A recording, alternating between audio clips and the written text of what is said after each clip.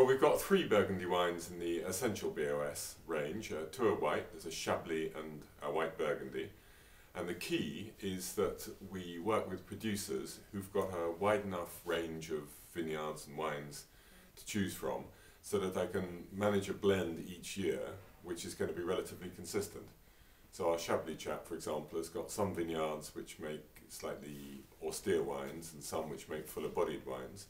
So if the year is naturally quite a rich year, I'm going to go for the more austere vineyards in order to get a classical blend. And equally, if it's a slightly lighter year, then I might want to have some of his full-bodied Chablis vineyards.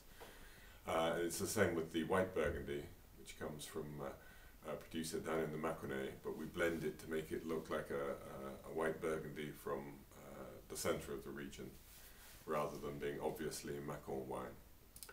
Then the red, we used to run 2 wines, an inexpensive red Burgundy and a reserve version, but we found that it wasn't worth sticking with inexpensive red Burgundy. You need to have it at a certain level for it to work.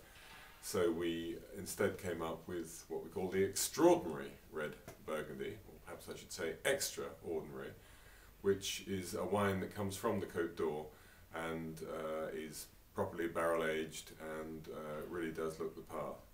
On top of that, there are some reserve wines from the classical villages like Meursault, Puligny-Montrachet for whites, Gevrey Chambertin, Nuits St Georges, and now Beaune for the reds, which fulfill the function of giving us lovely wines at a slightly higher price point.